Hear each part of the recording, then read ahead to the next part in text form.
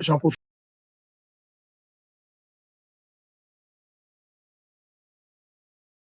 Parfait. Super. Alors, du coup, moi, je vais vous présenter un peu une étape qui est très importante, mais qui n'est pas toujours systématiquement fait. Et c'est tout ce qui concerne les implications des parties prenantes dans les revues systématiques. Donc, peut-être pas tout le monde connaît la FAB, mais en tout cas, c'est une fondation de recherche. C'est la fondation de recherche sur la biodiversité. C'est une structure interface, c'est-à-dire qu'on travaille beaucoup dans l'interface en fait entre deux sphères, la sphère de la recherche et la sphère de la prise de décision. Donc on travaille beaucoup avec les politiciens, notamment les ministères d'écologie.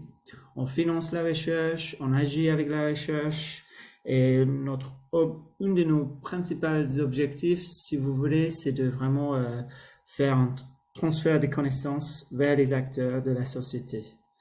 Donc, les revues systématiques, ils rentrent voilà, ils font pleine partie de tous ces outils de transfert des connaissances. Et c'est pour ça que c'est très important, quand il est possible, de faire impliquer les parties prenantes dans tout le processus d'une revue systématique. Alors, déjà, j'ai un bug, ça ne défile pas. Ah ouais, c'est bon. C'est bon pour vous? Très bien. Parfait. Super. Parfait. Cool. Donc ici, je vais juste commencer par vous rappeler ou pour donner une information concernant les principales étapes en fait d'une revue systématique. Donc on a d'abord une étape qui est primordiale, c'est tout ce qui concerne l'identification, la formulation correcte de la question. Ensuite, la production et si possible la publication d'un protocole. Donc c'est un papier méthodologique, un papier qui énonce toute la méthodologie du processus. Ensuite, on va lancer la requête de littérature.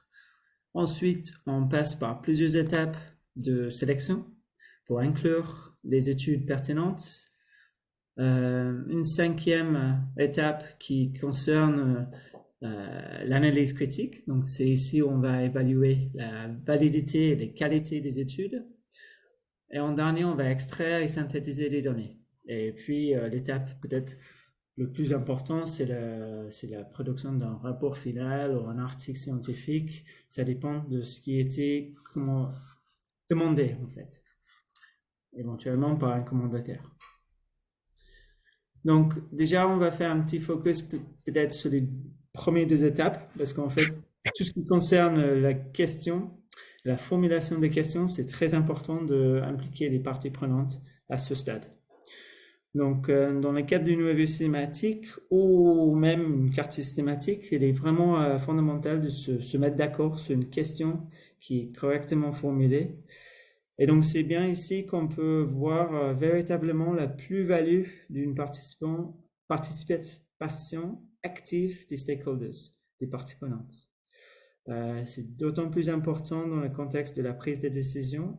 Il faut qu'on s'assure que la question, elle est bien formulée, elle est pertinente et par conséquent, les résultats seront utiles et utilisés par les parties prenantes et que en fait les stakeholders vont reconnaître les résultats comme des preuves fiables. Donc ça c'est vraiment très très très important. Alors pour faire peut-être quelques rappels, en tout cas dans le cadre de cette petite intervention, je vais parler de 3 groupes principaux. Donc on a ce qui concerne l'équipe de la revue. Ça, c'est très simple. C'est le groupe de chercheurs, chercheuses, experts et expertes qui réalisent le travail, c'est-à-dire la revue ou la méta-analyse. On a un groupe d'utilisateurs, d'usagers. C'est les personnes qui sont identifiés, qui identifient le besoin des preuves normalement et qui pourraient utiliser les résultats d'un tel travail ou intégrer ces résultats dans la prise de décision. Le groupe des parties prenantes, c'est toute personne ou organisation, personne morale susceptible d'être influencée ou concernée par les résultats d'une revue. Donc, souvent, en fait, on parle d'une définition maintenant qui existe depuis les années 80, c'est celle de Freeman. Donc, comme j'ai dit, voilà, c'est toute personne, tout groupe qui sont affectés ou qui peut avoir une influence, en fait, sur la réussite des objectifs d'un projet ou d'un organisme. Et il y a plusieurs exemples. On peut avoir des clients, des commanditaires, des ONG, des collectivités locales, des gouvernements. Voilà, ceux ou celles intéressés sur un sujet en particulier, des académiques, des enseignants, etc. Donc, à l'alphabet, pardon, on travaille beaucoup avec des clients, entre guillemets, ou des commanditaires. Donc, c'est souvent, par exemple, les ministères de la recherche, les ministères d'écologie qui se rapprochent de l'alphabet et qui demandent une telle travail. On peut aussi travailler avec des NGO. Donc, dans le passé, on a travaillé avec la LPO, la Ligue de protection des oiseaux en France.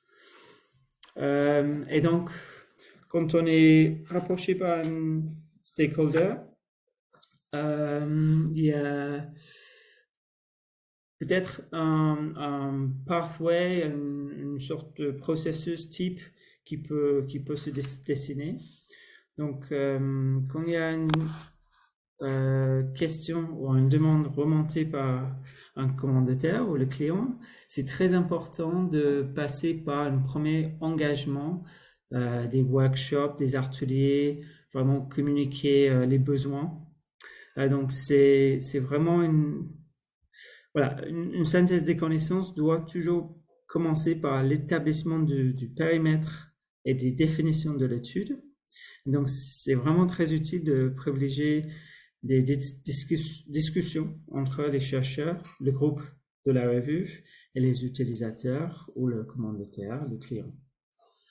C'est très important aussi de pouvoir comprendre les besoins et garantir la pertinence de la revue du point de vue de la société.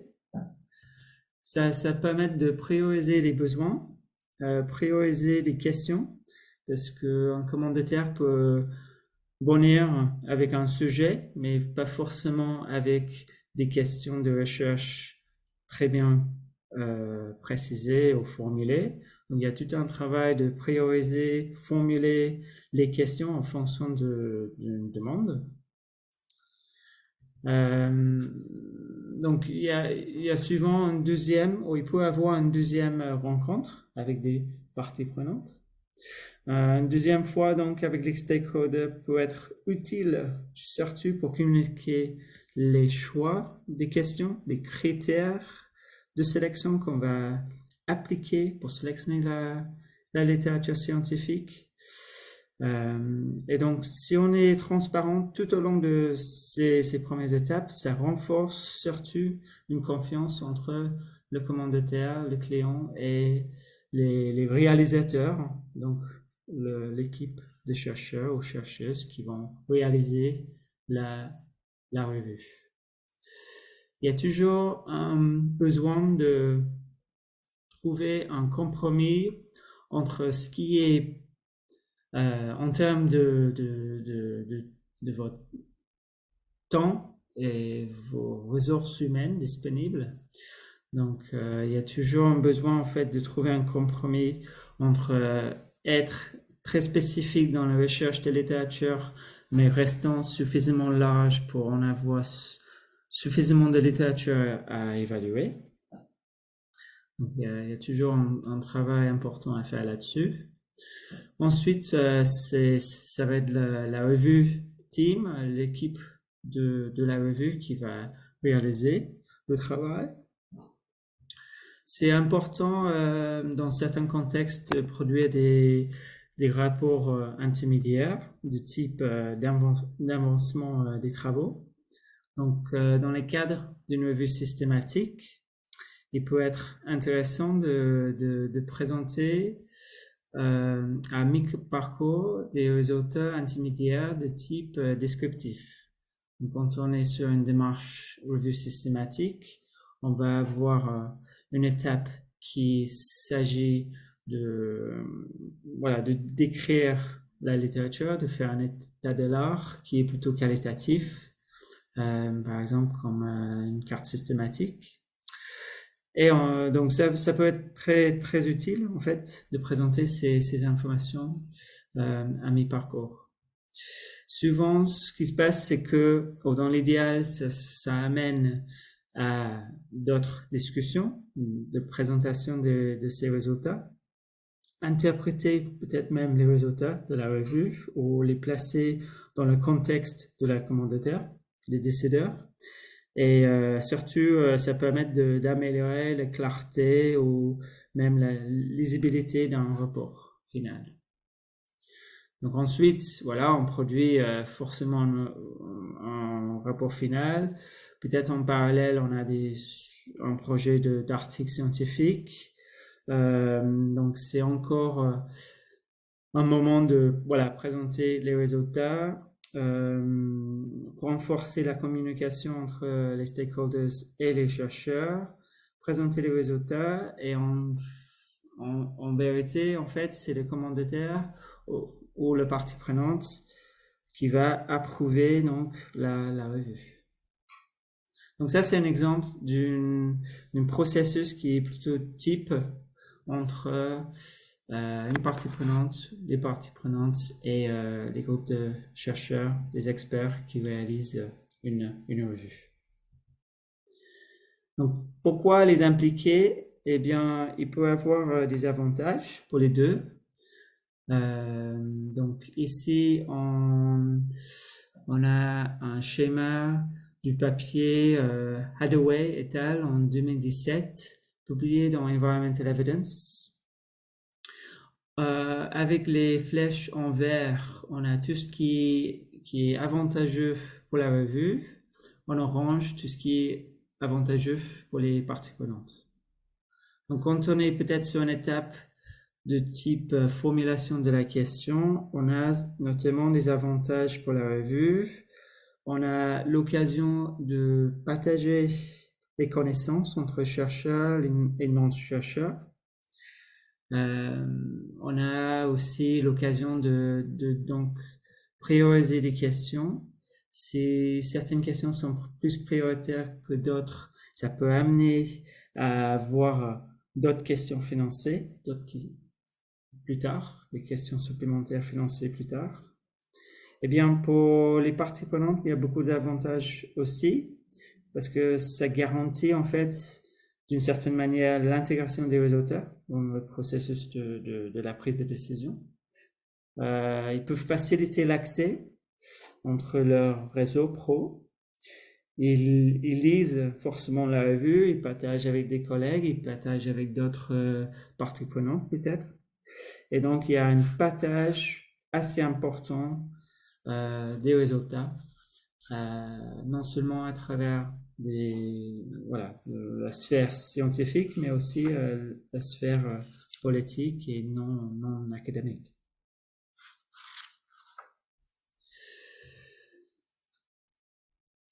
Donc, voilà, comme je disais, en fait, c'est très important de privilégier un discours assez libre, hein, avec les parties prenantes, avec un commandataire, parce que souvent, ils ont en tête un sujet qui peut être très large et qui n'est pas toujours adapté tout de suite à une revue systématique.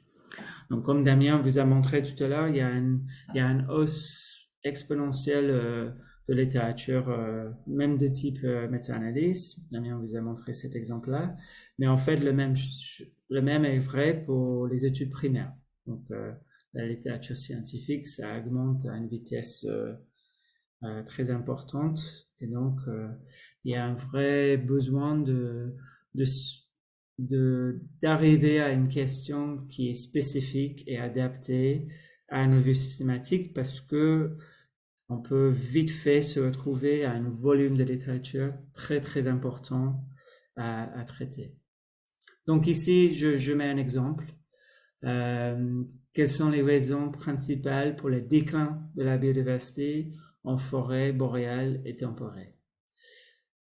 Donc, une question formulée comme si, elle est beaucoup trop large, beaucoup trop large pour une revue systématique. C'est une question ouverte qui vraiment a besoin de spécifier plusieurs aspects et surtout prioriser les besoins spécifiques d'un tel sujet. Donc c'est très important à ce stade d'établir le périmètre exact d'une étude. Et donc c'est important de faire collaborer des experts du sujet, un commanditaire ou financeur et des scientifiques type chercheurs, chercheuses, etc.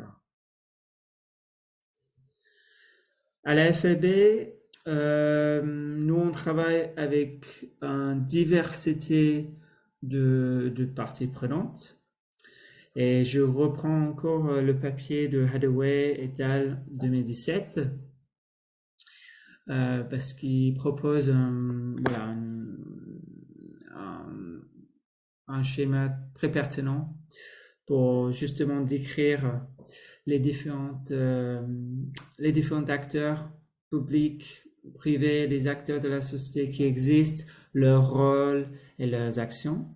Donc si je reprends les exemples de la FAB, donc encore une fois, nous on est une fondation de recherche, une structure interface, donc on travaille beaucoup avec les chercheurs et les ministères, par exemple. Donc on collabore beaucoup avec les decision makers. Donc voilà, les décideurs, par exemple les ministères, les financeurs, les chercheurs, etc. Un divers nombre de rôles sont évidents. Donc, tels que les personnes qui possèdent les preuves, ceux qui posent les questions, les personnes qui influencent le périmètre de l'étude, les utilisateurs des résultats. Donc, c'est important tout au début d'un projet de revue systématique de communiquer les besoins, de comprendre les rôles de toutes les personnes impliquées dans une revue systématique. Parce qu'ils ont plusieurs actions. Ils peuvent proposer des sources de littérature, surtout quand on travaille avec les chercheurs. Ils ont accès à des sources de littérature. Les commanditaires peuvent approuver les revues, peuvent faciliter, comme je disais tout à l'heure, faciliter l'accès à la revue, partagent la revue. Ils peuvent intégrer les résultats dans la prise de décision, etc., etc. Donc, tous ces rôles et actions sont très importants d'avoir en tête quand on est amené à communiquer avec les stakeholders et réaliser une revue systématique avec eux. Donc, peut-être quelques exemples un petit peu plus concrets du côté de la FAB. Donc, ce qui est très important, en fait, à garder en tête, c'est que quand on est approché par un commanditaire, quand il y a une demande remontée ou communiquée, souvent les personnes qui financent ces types d'études, donc financent les méta-analyses ou financent les revues systématiques, ne souvent pas intéressés. En fait, ils sont souvent intéressés par des sujets plutôt régionaux et locaux. Donc, il y a un vrai besoin, et c'est très important d'élaborer une question adaptée de manière à ce qu'elle soit suffisamment spécifique mais aussi suffisamment large pour qu'il y ait assez de littérature pour l'évaluer. Donc ça, c'est toujours un travail assez difficile et parfois délicat. Ça doit être fait en fonction de planning, le temps disponible et voilà. Donc effectivement, ce qui peut arriver en fait, c'est que les financeurs ne veulent pas toujours financer en recherche des preuves scientifiques qui provenant de la côté opposée du monde. Ça, c'est souvent quelque chose auquel on est confronté. Et je vais vous montrer quelques exemples sur les prochaines diapos. Donc, alors, un exemple en fait, à l'AFB, on était contacté par une entreprise d'investissement, donc les investisseurs qui souhaitaient en fait avoir des informations, des preuves scientifiques consolidées relatives à l'impact des parcs éoliens sur la biodiversité. Donc, déjà, avoir de mener une revue sur une question très très large peut être compliqué et demande souvent de préciser des choses. Donc, il y a deux moyens. Peut-être on peut traiter cette question par typologie, donc type de éolienne. Donc, ça c'est une des premières choses à comprendre. Est-ce que cette entreprise elle souhaitait avoir des informations consolidées plutôt concernant les éoliennes terrestres, ou est-ce qu'ils se souhaitaient plus avoir des informations sur les impacts des éoliennes marines? Donc, il y a aussi en fait une autre façon de voir des choses. Et notamment, on aurait pu attaquer cette question par se concentrant sur des différents groupes taxonomiques. Donc ici, il peut être intéressant et pertinent de se concentrer uniquement sur la faune volante, ou alors est-ce qu'on intègre également la faune au sol, la faune terrestre. Donc il y a toujours beaucoup de questions à se poser, et c'est pour ça c'est très important de prioriser les besoins, de comprendre les besoins d'une partie prenante. Effectivement, il peut aussi remonter des demandes et avoir un délai très court.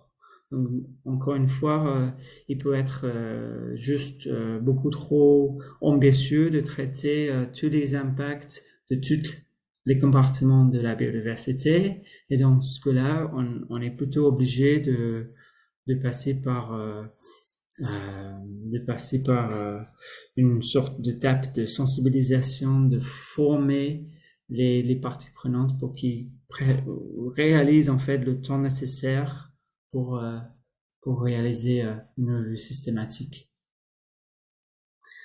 Donc, une autre façon de faire, lorsque la question peut-être elle n'est pas très spécifique à une région, la revue systématique donc présente intrinsèquement un intérêt pour la communauté internationale.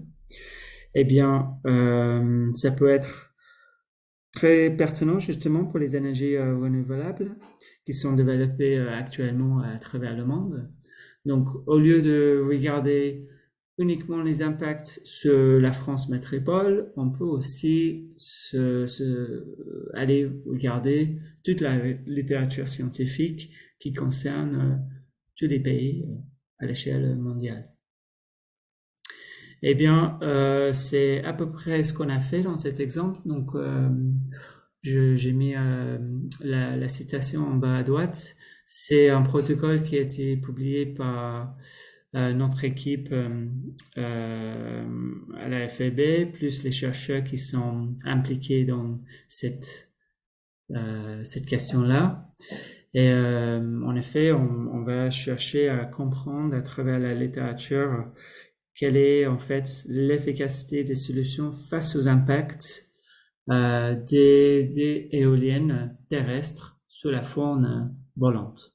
Donc finalement, on est parti d'un sujet potentiellement très très large à une question qui est très spécifique sur l'efficacité des solutions face aux impacts. On se concentre sur les éoliennes terrestres et on se concentre uniquement sur la faune volante. Eh bien, ça, c'est des choix qui ont été faits pour justement être le plus adaptés à leur demande et aussi notamment le délai. Donc, ils souhaitent avoir des résultats au bout de 8 mois maximum.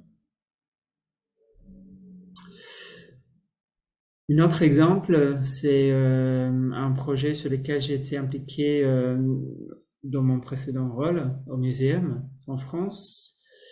C'était un projet LIFE, donc un projet européen financé par l'Europe et piloté par les réserves naturelles de France. Et dans ce projet-là, ils souhaitaient avoir aussi des revues systématiques, financer des revues systématiques sur plusieurs sujets. Donc, nous, on a proposé des ateliers, des rencontres pour justement comprendre le besoin de savoir tous les sujets qui intéressaient en fait les réserves naturelles de France, les gestionnaires des réserves en France, etc.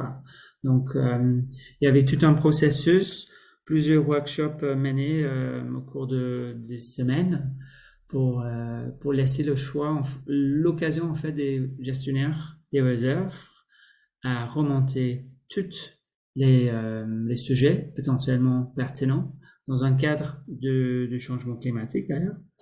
Et enfin, l'équipe de la revue ont choisi avec les réserves naturelles de France 3 sujets, parmi au moins une dizaine, quinzaine remontés au départ.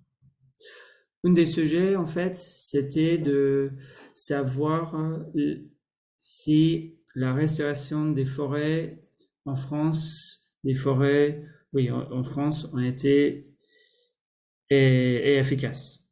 Donc, ici, c'est encore un exemple d'un sujet assez large, pas forcément facile à traiter quand on remonte une demande comme ça. Donc, pour préciser les choses, en fait, finalement, ils souhaitaient avoir des informations, notamment sur l'efficacité de la non-gestion forestière.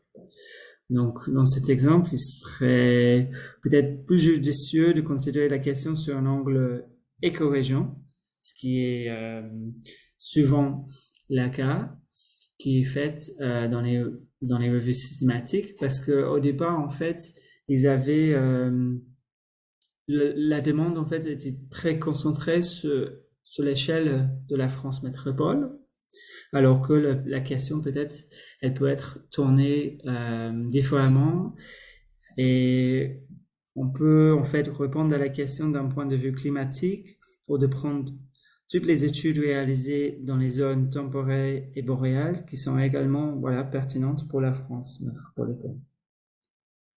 Donc, c'est effectivement ce qu'on a fait dans cet exemple-là. Au lieu de ne regarder que la France, que les preuves scientifiques relatives à la France, on a lancé une requête de littérature et on a sélectionné toute la littérature scientifique pertinente à cette question-là, mais à l'échelle mondiale. Ce qui est important aussi, et surtout de fixer les calendriers avec la commanditaire. Donc à ce stade, il peut être utile de former même les acteurs sur les méthodes et le sensibiliser sur le temps qu'il faut pour chaque étape. Donc, c'est super intéressant et souvent primordial. Donc, à la FAB, nous fournissons parfois des rapports de type intermédiaire, donc ce que j'ai proposé, disais tout à l'heure, sur la démarche type, mais c'est effectivement ce qu'on fait à la FAB. Si on réalise donc les revues systématiques, c'est vraiment parfois très utile de présenter les résultats descriptifs de l'étape carte à mi-parcours. Et ça permet aussi de se mettre d'accord sur les sujets à traiter en revue systématique ou même en revue, même en méta-analyse. Là, je vous d'un papier scientifique publié par Hathaway et Westgate en 2018, qui est paru dans Conservation Biology. C'est un papier en fait qui ont calculé le temps nécessaire pour réaliser chaque étape d'une revue systématique. Donc ça peut être très utile de montrer, de sensibiliser justement les parties prenantes que chaque étape prend des dizaines de jours, des dizaines de jours, que ça soit une revue systématique ou une carte systématique. Donc, c'est souvent les étapes de type data extraction, l'analyse critique qui demandent énormément de temps.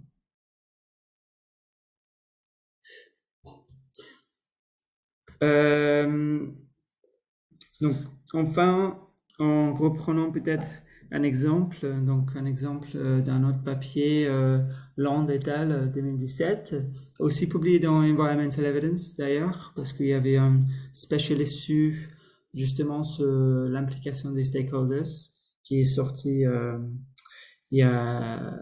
les dernières années. Donc il y a plusieurs sujets, plusieurs papiers publiés à ce sujet.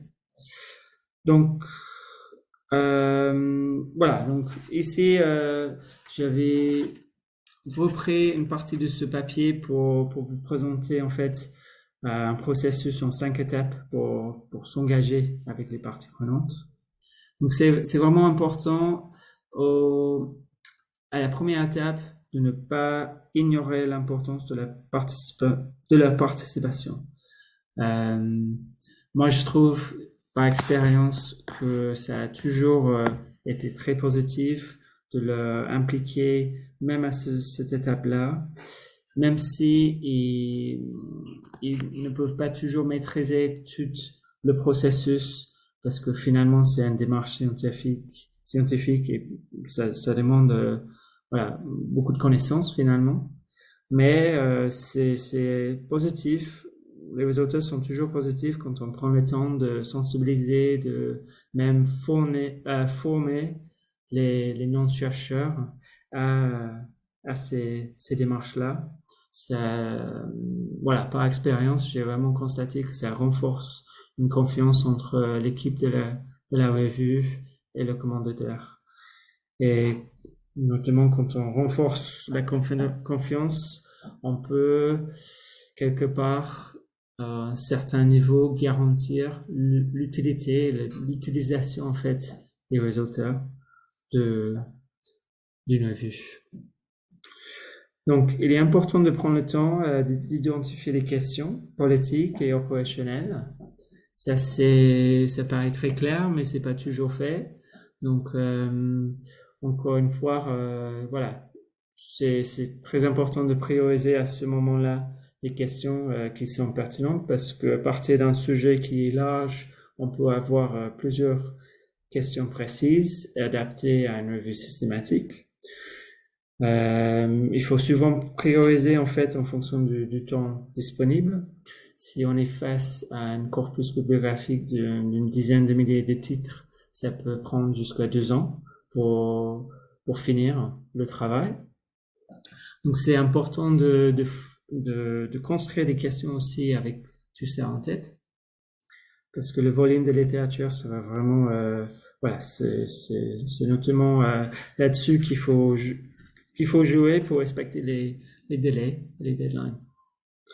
La formulation et hiérarchisation de la question sont essentielles, voilà, comme je disais, à la réussite et à l'utilisation des résultats. Détermination du périmètre spécifique de la question est essentielle. Et la communication d'un projet, de protocole, d'une vue peut également être très utile. Donc voilà, c'est quelque chose que nous on essaie de faire de côté de la FEB. Quand on travaille avec des parties prenantes, quand on finit par se mettre d'accord sur des questions spécifiques et sur des méthodes spécifiques, on essaie dans la mesure du possible de publier un protocole. Donc il y a plusieurs façons de faire. Avec la CEE, donc la Collaboration for Environmental Evidence, il propose deux façons de publier un protocole.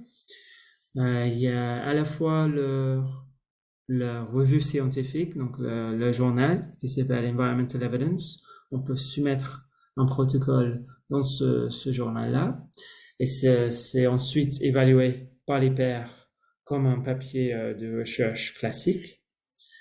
Une base de données qui est récente et développée aussi par la CEE s'appelle Proceed et c'est justement l'exemple que j'ai donné ici en bas à droite. C'est Proceed, proceedevidence.info. Et cette base de données permet de publier des protocoles simplifiés et plus rapides. Il y a aussi une évaluation par les pairs, mais c'est une évaluation beaucoup moins lourde que Environmental Evidence, qui est un journal scientifique classique. Donc, il y a plusieurs avantages en fait. C'est que quelque part ça couvre les chercheurs aussi. C'est une manière de vraiment montrer que voilà, on s'est mis d'accord sur une démarche, on a mis d'accord sur une méthodologie. Cette méthodologie a été évaluée par les pairs, donc évaluée scientifiquement. La méthodologie est donc solide, même voilà dans les yeux, dans la communauté scientifique. Donc c'est vraiment très intéressant parce que souvent quand on implique les parties prenantes tout au long du processus d'une revue systématique, des personnes qui sont pas forcément très connaisseurs de ces démarches peuvent même au cours en cours de route remonter ou remettre en question certains aspects de la méthodologie.